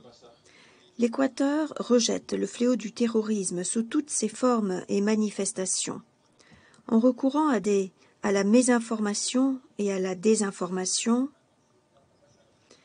en recourant également aux engins explosifs improvisés et aux attentats suicides. Le terrorisme ne cesse de se propager. Lutter contre ces campagnes terroristes doit constituer une priorité, notamment lorsque de telles campagnes compromettent la sécurité du personnel de la MINUSMA et l'empêchent de s'acquitter de son mandat, à savoir de protéger les civils. Le rapport du secrétaire général reprend la position du gouvernement de transition sur l'enquête menée par l'EHCDH sur le massacre de Moura. Ma délégation espère que le gouvernement de transition acceptera les recommandations concernant une enquête indépendante.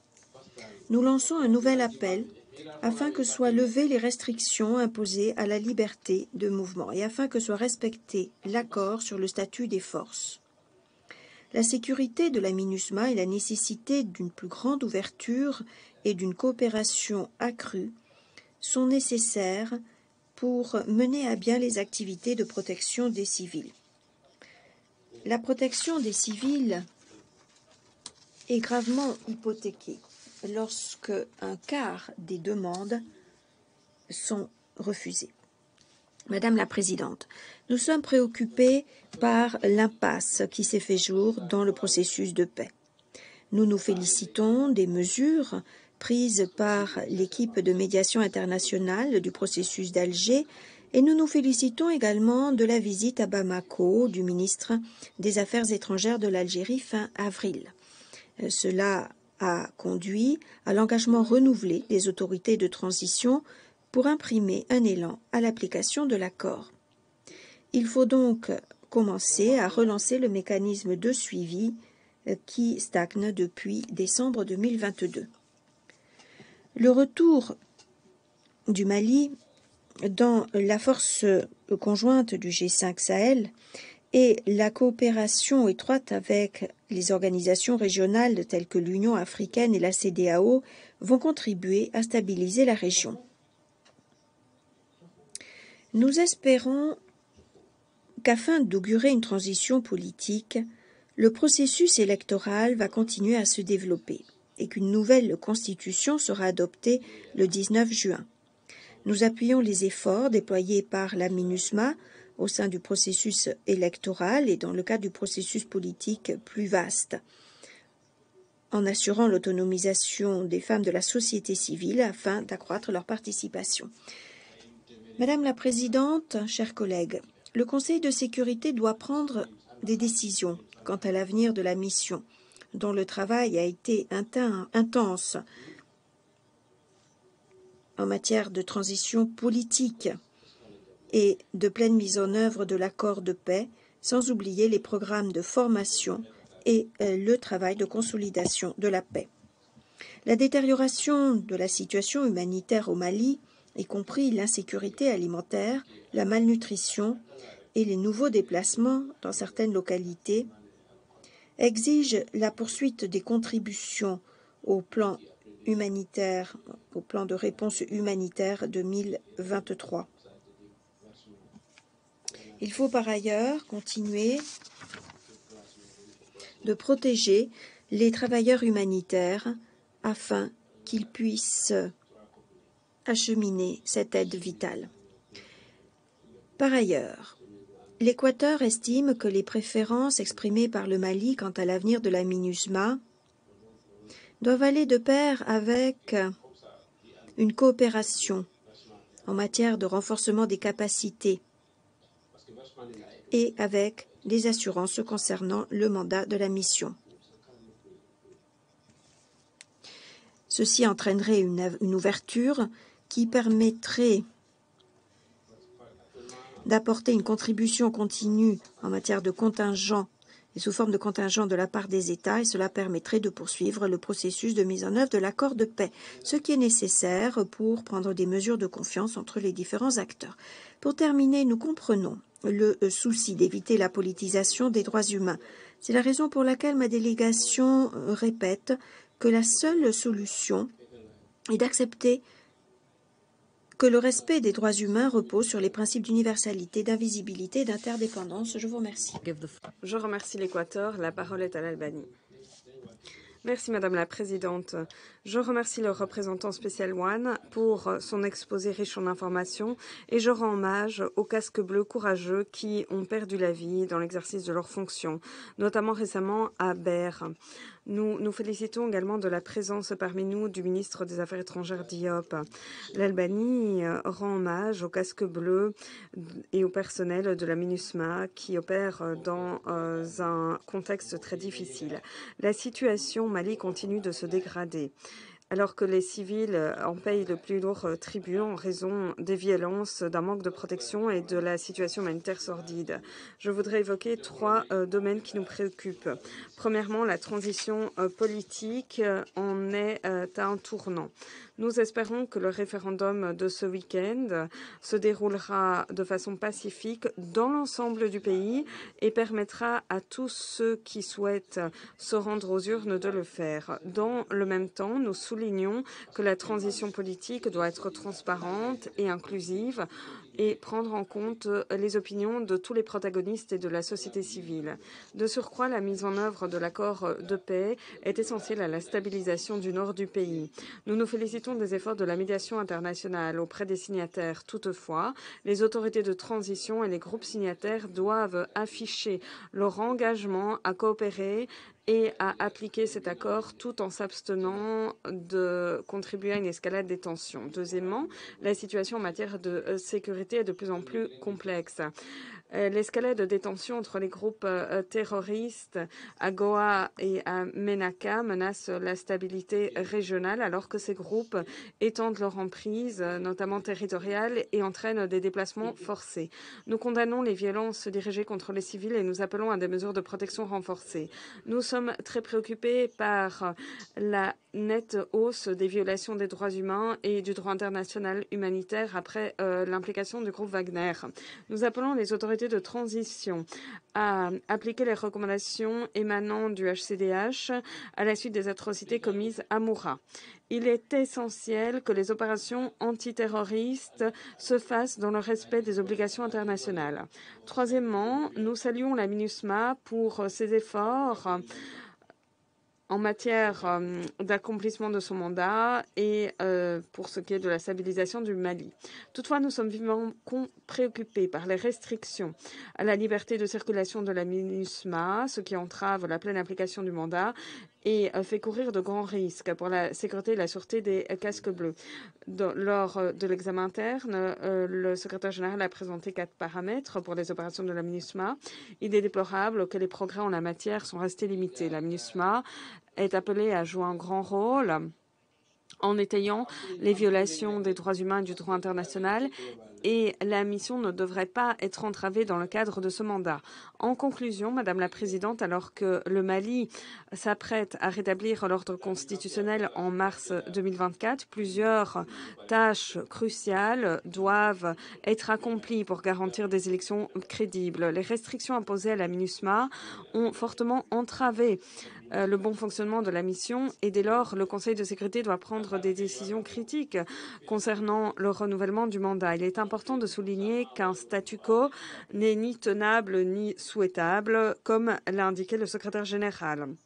Il est donc impératif que le Conseil agisse face à la situation en pleine évolution pour garantir un avenir stable et pacifique au Mali. Je remercie l'Albanie et la parole est à la Fédération de Russie. Madame la Présidente, nous remercions le représentant spécial du secrétaire général El Ghassimouane de son exposé. Nous saluons la participation à la présente séance du ministre des Affaires étrangères de la coopération internationale du Mali, Abdoulaye Diop. La situation au Mali demeure, sans exagérer, difficile. Notamment les activités terroristes de l'État islamique du Grand Sahara et du groupe de soutien à l'islam et aux musulmans s'intensifient. Les attaques contre la population civile, les militaires maliens et les casques bleus de l'ONU sont incessantes. Quant aux groupes extrémistes, ils continuent également de s'affronter entre eux. L'intensification de la menace terroriste entraîne une nouvelle dégradation de la situation humanitaire. Selon des données de l'ONU, près de 9 millions de Maliens ont besoin d'une aide humanitaire sous une forme ou l'autre. Cette situation humanitaire est fortement aggravée par le déficit chronique de financement d'appels humanitaires en faveur du Mali. Nous appelons les partenaires internationaux de Bamako à éviter de politiser l'aide des donateurs, ce qui a conduit à une suspension des financements de programmes d'aide au Mali. C'est la population civile qui paye le plus lourd tribut. La Russie, quant à elle, fournit une aide alimentaire à titre bilatéral, mais également par le biais du PAM. Les autorités maliennes, qui sont dans une situation difficile, ne ménagent pas leurs efforts en faveur d'un retour à l'ordre constitutionnel, conformément aux modalités de la CEDEAO. La feuille de route pour la période de transition menée à bien, un nouvel aménagement du territoire a été entériné, un organe indépendant unique de gestion des élections a été créé. Et les militaires ont déjà commencé à voter dans le cadre du référendum sur une nouvelle constitution qui se tiendra principalement le 18 juin. Nous souhaitons plein succès à Bamako dans l'organisation du référendum libre et démocratique. Les autorités maliennes continuent également de démontrer leur attachement à la mise en œuvre de l'accord de paix d'Alger, qui est le fondement d'une paix durable et de l'entente nationale. Dans ce contexte, nous soulignons la visite à Kidal du ministre de la Réconciliation, de la Paix et de l'Unité nationale, Ismaël Ouag, cette année en mai. En dépit de la suspension des travaux du comité du suivi de l'accord, les mouvements Touareg souhaitent toujours parvenir à un accord avec les autorités. Il est impératif que les signataires de l'accord de paix soient conciliants et prêts à faire des compromis dans l'intérêt de l'ensemble du pays. Face au vide sécuritaire du fait du retrait fâcheux de l'opération française Barkhane et de la mission de l'Union européenne Takuba, le gouvernement malien a noué une coopération en bonne et due forme avec des partenaires internationaux à même de l'aider à garantir la sécurité et à défendre la population. Grâce notamment à l'aide de la Russie, les forces armées maliennes ont pu fortement renforcer leur capacité à lutter contre la menace terroriste et à obtenir des résultats tangibles sur le terrain. Notamment, de février à mars, l'armée malienne a mené avec succès 59 opérations contre les terroristes dans le centre du pays. De surcroît, le secrétaire général, dans son dernier rapport, indique que grâce aux efforts de l'armée malienne, l'on a pu également réduire le nombre de victimes civiles. Plusieurs pays voient d'un mauvais œil le renforcement de la coopération entre la Russie et le Mali, et ce, en raison de leur approche néocolonialiste et des deux poids, deux mesures. Il est essentiel d'aider véritablement les autorités maliennes et non pas de leur mettre des bâtons dans les roues, ce qu'hélas continue de faire Paris aux côtés de ses alliés en usant notamment de son influence dans les enceintes multilatérales.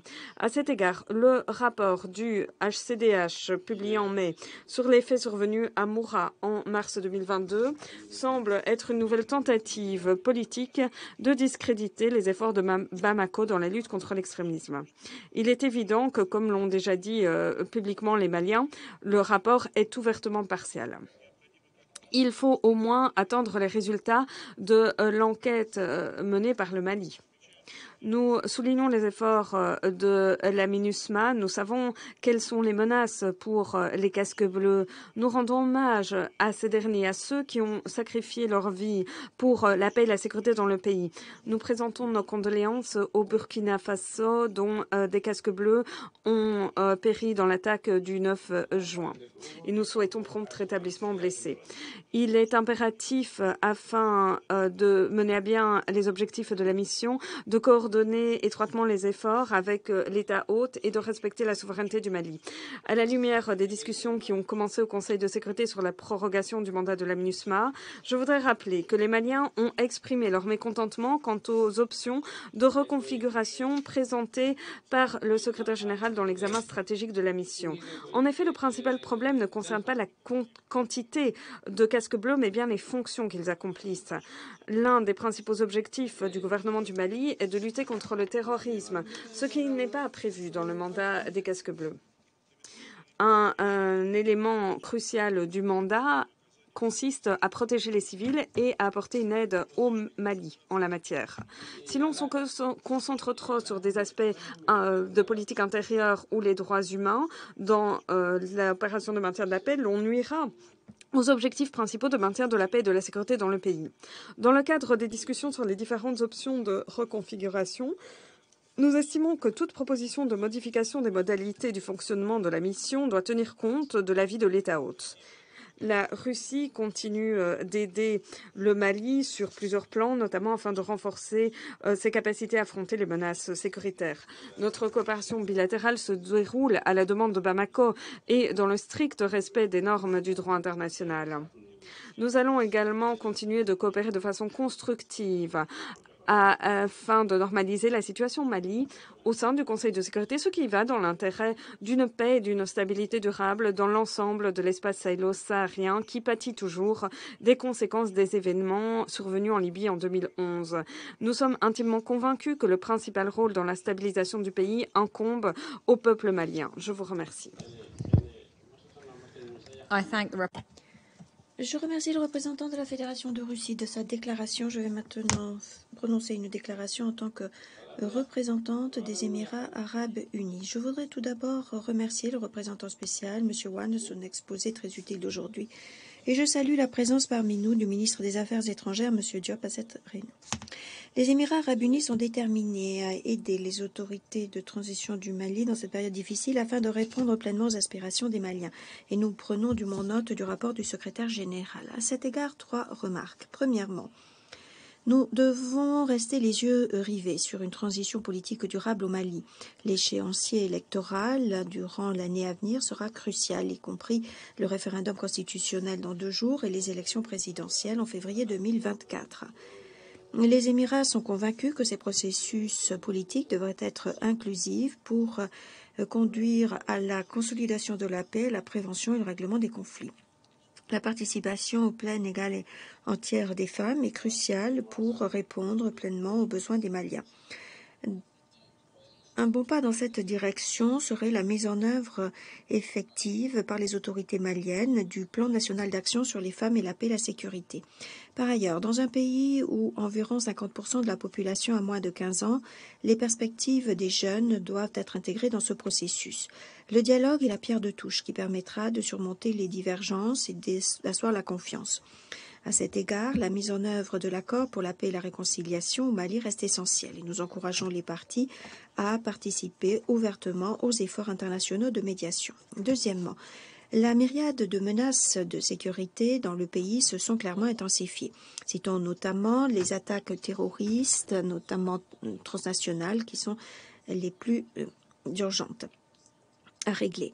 Nous présentons nos condoléances aux familles des victimes. Le Burkina Faso et le Mali représentaient 73% des décès dus au terrorisme au Sahel en 2022 et 52% dans l'Afrique subsaharienne.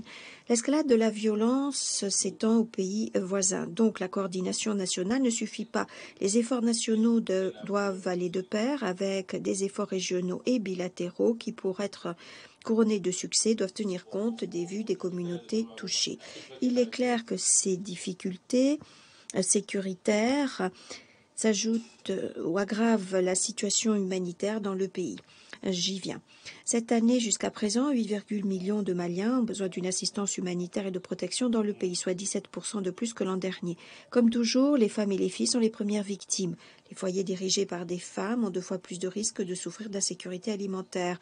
En mai, près de 400 000 personnes étaient déplacées.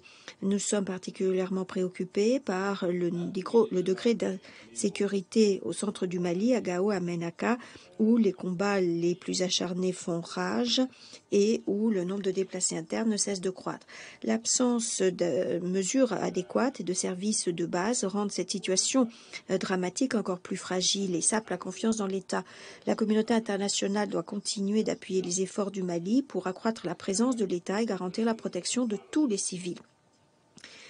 Face à cet environnement humanitaire et sécuritaire de plus en plus difficile, le changement climatique est un multiplicateur de risques. Les Émirats n'ont eu de cesse de souligner le lien entre le changement climatique, la paix et la sécurité. Le Mali est un exemple de choix. La désertification accrue et les précipitations réduites rendent la situation hydrique et alimentaire encore plus difficile. Ceci a une incidence négative sur le travail agricole saisonnier, si bien que les Maliens se retrouvent sans rien en manger, sans emploi et vulnérables au recrutement par des groupes armés. À cet égard, nous le répétons, il faut que les rapports du secrétaire général sur le Mali incluent des données et des analyses montrant comment les effets négatifs des changements climatiques peuvent être facteurs de conflits et d'instabilité au Mali. Dans le même ordre d'idées, nous saluons le lancement d'un nouveau projet avec le soutien du PNUD et par le Mali pour renforcer la sécurité climatique et la gestion durable de ressources naturelles pour consolider la paix. Troisièmement, le travail de l'ONU sur le terrain par le biais de la MINUSMA reste essentiel pour stabiliser la situation.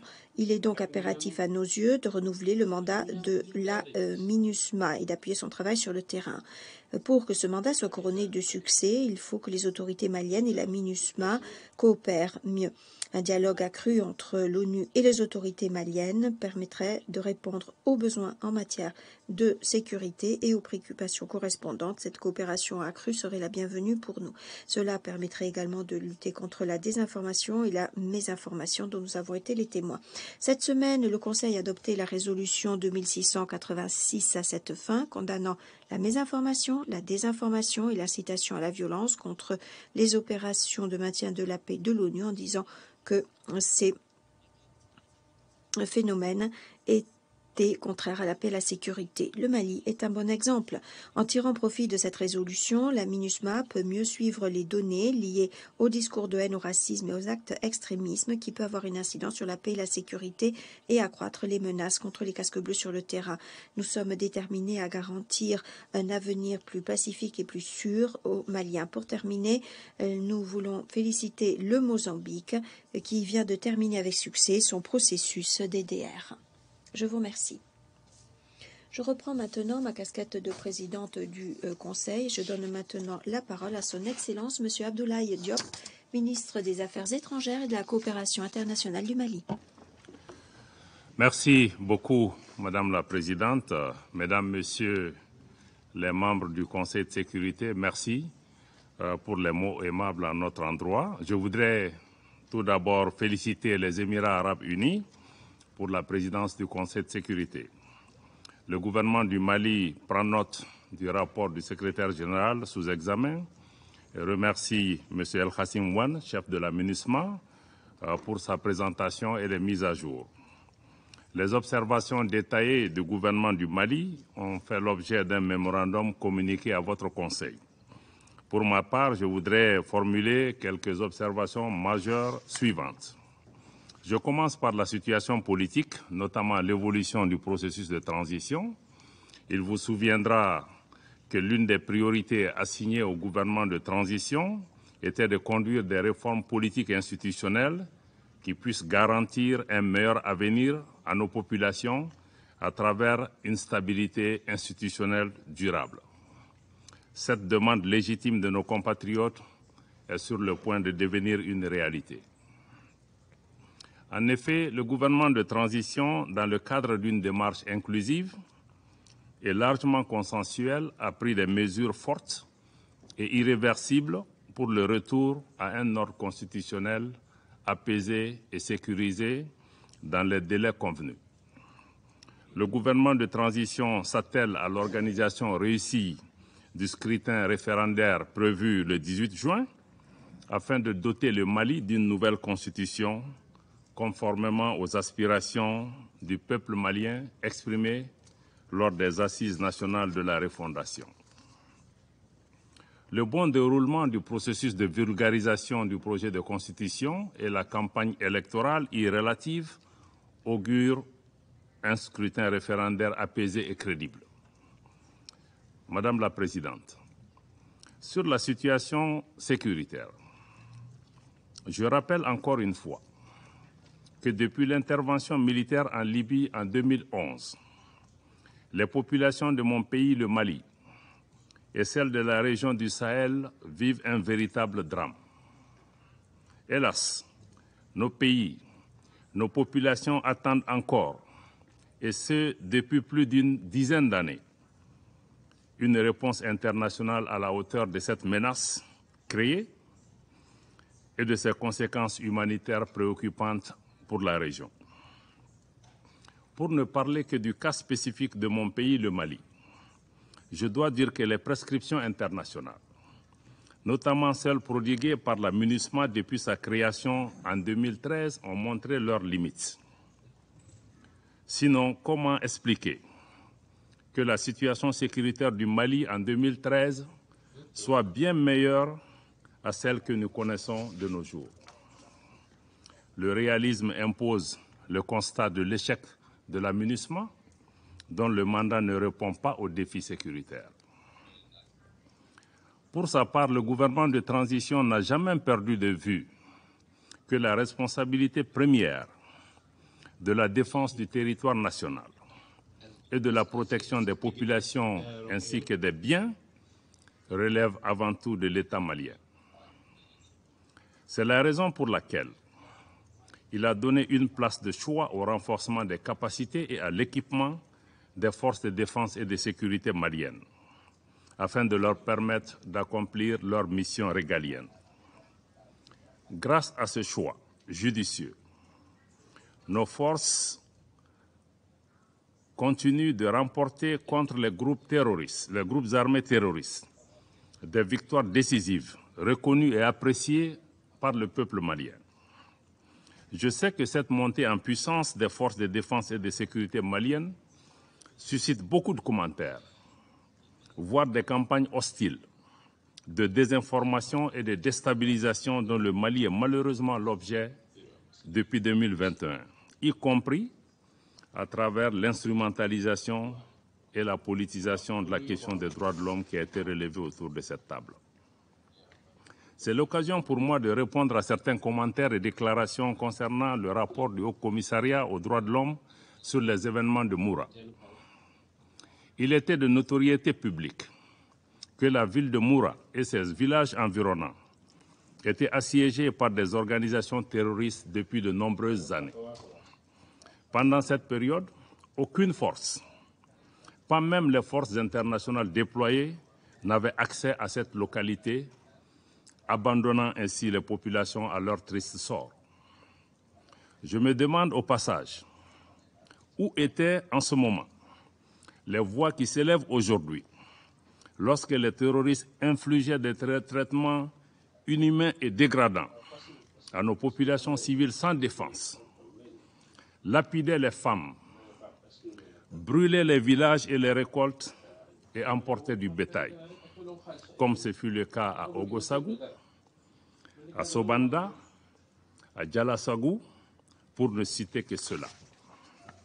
Aussi, sur la base de renseignements fiables et précis faisant état de la présence à Moura de principaux chefs terroristes pour collecter le fruit des rackets contre les populations, organiser et planifier des attaques d'envergure, les forces de défense et de sécurité du Mali ont pris la décision de mener une opération d'opportunité aéroterrestre à la hauteur de cette menace, afin de mettre un terme à la souffrance de nos populations. Les premières unités déployées par nos moyens aériens, tout comme les renforts, ont subi des tirs confirmant la présence terroriste. S'en sont suivis des affrontements autour et dans la ville de Moura, soldés par un bilan de 203 combattants terroristes neutralisés, une importante quantité d'armes et de munitions saisies, plus de 200 motos détruites et plusieurs présumés terroristes interpellés et mis à la disposition de la justice. Malheureusement, 8 de nos valeureux soldats sont également tombés au champ d'honneur pendant cette opération qui a permis de libérer les populations de Moura du joug des terroristes. À la suite d'allégations d'exactions, les autorités compétentes ont immédiatement ouvert des enquêtes. Un transport judiciaire a été effectué sur les lieux par une équipe composée des parquets de Mopti et de Bamako, d'enquêteurs de la gendarmerie nationale, de la police technique et scientifique et d'un médecin légiste. Les enquêtes continuent conformément aux procédures et aux délais en vigueur. Les conclusions de ces enquêtes seront rendues publiques. Le gouvernement rejette vigoureusement les conclusions hâtives du rapport biaisé du Haut Commissariat aux droits de l'homme. Nous voyons dans ce rapport orienté une volonté réelle de certains États d'instrumentaliser notre organisation commune pour nuire, voire punir le Mali pour ses choix souverains. Mieux, quel crédit peut-on accorder à un rapport qui tend désespérément à faire croire que les forces de défense et de sécurité ciblent des populations civiles qu'elles protègent conformément à leur mission? De plus, ce rapport comporte des images obtenues par l'usage, dit-on, de satellites, à l'insu des autorités nationales, ce qui constitue un cas clair d'espionnage. Nous devons être humbles et comprendre que personne n'aime le Mali plus que les Maliens, que personne n'aime les Maliens plus que les autorités maliennes. Le gouvernement n'est pas le seul à rejeter d'ailleurs ce rapport fictif. C'est les conclusions fictives de ce rapport. De nombreux habitants de Moura, dont des femmes, ont fait le déplacement à Bamako pour démentir la teneur de ce message, de ce rapport. les témoignages des habitants de Moura, documentés et largement disponibles, démentent clairement les accusations sans fondement contenues dans ce rapport et mieux, dénoncent les méthodes employées par les enquêteurs. Ces habitants ont témoigné que les forces maliennes n'ont ciblé que des terroristes. Dans la même dynamique, et dès les premières allégations formulées en avril 2022 par certains États et des organisations de défense des droits de l'homme, le président de l'association Tabital Poulakou avait catégoriquement rejeté des accusations portées à l'encontre des forces de défense et de sécurité maliennes, notamment les accusations de viol de femmes. En outre, le président de l'association malienne de défense des droits de l'homme, la MDH, a vigoureusement dénoncé la méthodologie et les conclusions de cette enquête. Ces prises de position fortes et librement exprimées méritent d'être signalées car elles proviennent d'organisations et de personnes qui ont vécu ces événements ou en ont reçu des informations crédibles et vérifiables. Nous réitérons notre ferme opposition à toute tentative d'instrumentalisation et de politisation de la question des droits de l'homme et au traitement à géométrie variable de cette problématique. À cet égard, il est paradoxal de noter la célérité avec laquelle la mission d'établissement des faits a été mise en place, alors qu'au même moment, le Mali portait plainte devant le Conseil de sécurité des Nations Unies le 15 août sur les actes d'agression de la France contre la souveraineté et l'intégrité territoriale du Mali à des fins de déstabilisation. Madame la Présidente, concernant l'accord pour la paix et la réconciliation au Mali issu du processus d'Alger, malgré la décision unilatérale de la CMA et de la plateforme de suspendre leur participation au mécanisme de suivi de l'accord, je réaffirme ici l'engagement du gouvernement à poursuivre sa mise en œuvre efficiente et intelligente, notamment à travers les mouvements de l'inclusivité.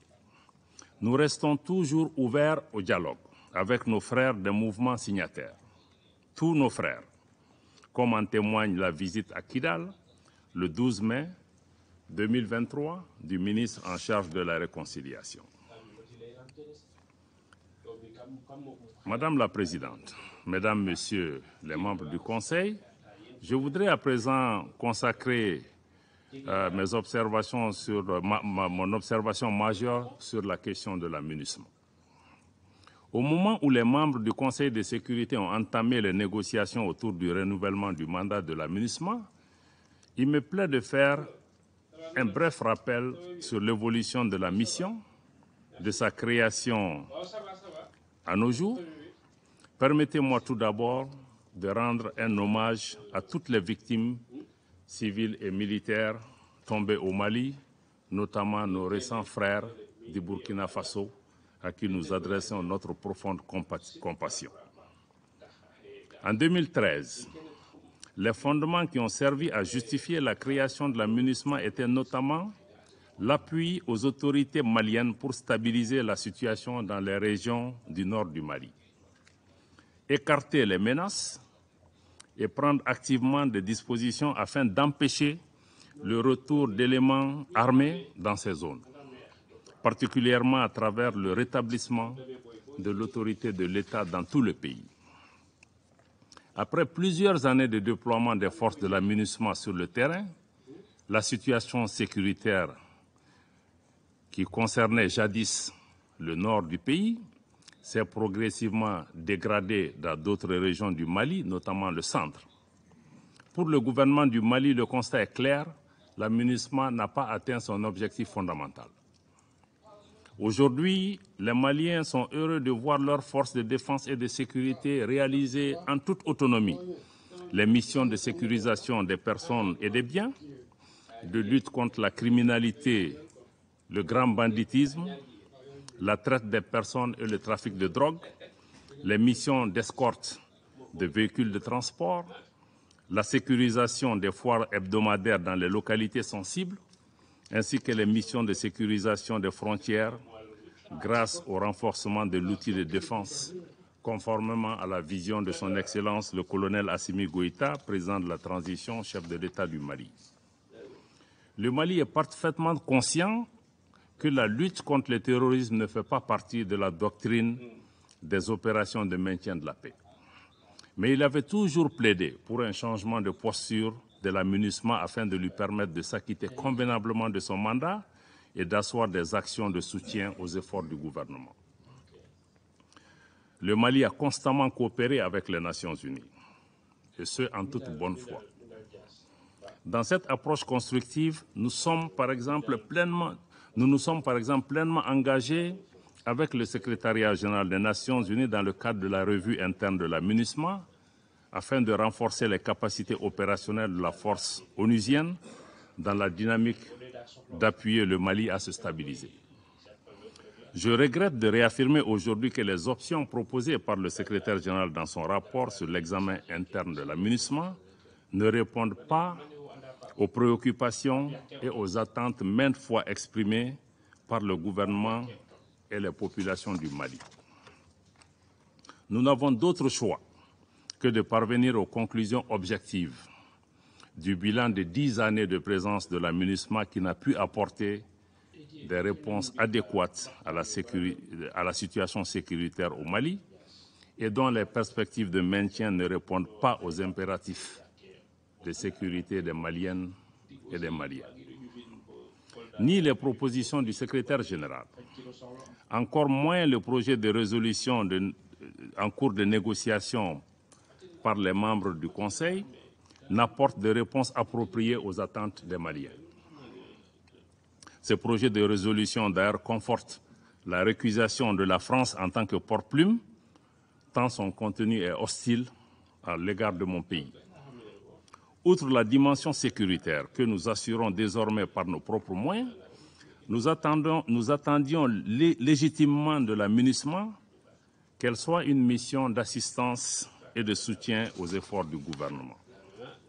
Malheureusement, la MINUSMA semble devenir partie du problème en alimentant les tensions communautaires exacerbées par des allégations d'une extrême gravité et qui sont fortement préjudiciables à la paix, à la réconciliation et à la cohésion nationale du Mali. Cette situation engendre un sentiment de méfiance des populations à l'égard de la MINUSMA et une crise de confiance entre les autorités maliennes et la MINUSMA. Au regard de tout ce qui précède, le gouvernement du Mali demande le retrait sans délai de la MINUSMA. Cependant, le gouvernement est disposé à coopérer avec les Nations Unies dans cette perspective. Madame la Présidente, Mesdames et Messieurs les membres du Conseil, pour terminer, je tiens à exprimer la gratitude du gouvernement et du peuple malien à l'ensemble des partenaires, tant bilatéraux que multilatéraux, qui nous accompagnent dans la stabilisation des chantiers importants de refondation du Mali. Le gouvernement du Mali reste disposé à coopérer avec les partenaires qui respectent sa souveraineté, ses choix stratégiques et les intérêts vitaux des Maliens. Fidèle à notre tradition d'hospitalité, le Djatigia, le Mali demeure naturellement ouvert à tous les pays et à tous les peuples du monde. Je vous remercie de votre aimable attention. Je remercie Son Excellence M. Diop de sa déclaration. Pas d'autres orateurs inscrits sur la liste. J'invite les membres du Conseil à mener des consultations officieuses pour poursuivre la discussion sur le sujet. La séance est levée.